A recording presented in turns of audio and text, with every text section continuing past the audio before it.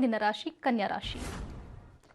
ಕನ್ಯಾ ರಾಶಿಯವರಿಗೆ ಈ ವರ್ಷ ವೃತ್ತಿಯಲ್ಲಿ ಅವ್ರಿಗೂ ಬದಲಾವಣೆ. ಬ್ಯಾಂಕ್ ಮ್ಯಾನೇಜರ್ ಆಗಿರ್ಬೋದು, ಅಥವಾ ಒಳ್ಳೊಳ್ಳೆ ಸಂಸ್ಥೆಗಳಿಗೆಲ್ಲ ಹೆಡ್ ಆಗಿರ್ಬೋದು, ಅಥವಾ ಒಂದು ಮನೆ ಅಥವಾ ರಿಯಲ್ ಎಸ್ಟೇಟು, ಮತ್ತು ಚಿನ್ನದ ವ್ಯಾಪಾರ, ಬಳೆ ವ್ಯಾಪಾರ, ದಿನಸಿ ಅಂಗಡಿ, ಬಟ್ಟೆ, ಆಮೇಲೆ ವಾಟರು, ಆಮೇಲೆ ಜ್ಯೂಸು, ಇವೆಲ್ಲ ಮಾಡ್ತಕ್ಕಂಥವ್ರಿಗೆ ಹಳೆ ವ್ಯಾಪಾರ ಬಿಟ್ಟು ಹೊಸ ವ್ಯಾಪಾರಕ್ಕೆ ಹೋಗ್ತಕ್ಕಂಥ ಯೋಗಗಳು ಇವರಿಗೆ ಕಾಣಿಸ್ತಾ ಇದೆ. ಇಷ್ಟು ವರ್ಷದಿಂದ ಹಳೇದು ಮಾಡ್ಕೊಂಡು ಬಂದುಬಿಟ್ಟಿರ್ತಾರೆ, ಏನಾದರೂ ಚೇಂಜ್ ಮಾಡೋಣ ಅಂತ ಹೋಗ್ಬಿಟ್ಟು ವೃತ್ತಿಯಲ್ಲಿ ಬದಲಾವಣೆ, ಹೊಸ ಕೌಶಲ್ಯ, ಒಳ್ಳೆಯದು ಮಾತಾಡ್ತಕ್ಕಂಥದ್ದು, ಒಳ್ಳೆ ವ್ಯವಹಾರಗಳು ಮಾಡ್ತಕ್ಕಂಥದ್ದು, ಮತ್ತು ಆರೋಗ್ಯದಲ್ಲಿ ಅಸ್ಥಿರತೆ. ಇವ್ರಿಗೂ ಹೆಲ್ತ್ ಸ್ವಲ್ಪ ಹುಷಾರಾಗಿರಬೇಕು.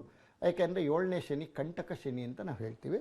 ಆಮೇಲೆ ಕುಟುಂಬದಲ್ಲಿ ನೆಮ್ಮದಿ ಶಾಂತಿ ಇರ್ತಕ್ಕಂಥದ್ದು. ಮತ್ತು ಇವ್ರಿಗೇನಾಗುತ್ತೆ, 5ರಲ್ಲಿ ರವಿ ಸೇರಿಕೊಂಡಿದ್ದಾನೆ ಕನ್ಯಾ ರಾಶಿಯಿಂದ. ಆಮೇಲೆ ಕುಜ ಕಷ್ಟಪ್ರಾಪ್ತಿ, ಆಮೇಲೆ ಅಪಕೀರ್ತಿಗಳು ಬರ್ತಕ್ಕಂಥದ್ದು. ಅಪಕೀರ್ತಿ ಅಂತಂದರೆ ದುಡ್ಡು ಕಳ್ತನ ಮಾಡಿದ್ದಾರೆ ಅಂದ್ಕೊಳ್ಳೋದು, ಅಥವಾ ದುಡ್ಡು ಎತ್ಕೊಂಡಿದ್ದಾರೆ ಅಂದ್ಕೊಳ್ಳೋದು, ಅಥವಾ ನನ್ನ ದುಡ್ಡು ಇಲ್ಲಿತ್ತು ಹೋಯ್ತು ಅಂದ್ಕೊಳ್ಳೋದು, ಅಥವಾ ಮನೆ ಇದು ಮಾಡ್ಕೊಂಡಿದ್ದಾನೆ, ಇವನೇನೋ ಕಬ್ಜಾ ಮಾಡ್ಕೊಂಡು, ಈ ಥರಗಳೆಲ್ಲ ಗಲಾಟೆಗಳಿಗೆ ಸಿಕ್ಕಾಕೊಂಡ್ಬಿಡ್ತಾರೆ ಕನ್ಯಾ ರಾಶಿಯವರು. ಹುಷಾರಾಗಿರಬೇಕು. ಮತ್ತು 6ರಲ್ಲಿ ರಾಹು ಸ್ವಲ್ಪ ಚೆನ್ನಾಗಿದ್ದಾನೆ, ಲಕ್ಷ್ಮೀಕರ, ಸ್ವಲ್ಪ ಹುಷಾರಾಗಿದ್ದರೆ ಒಳ್ಳೆಯದು.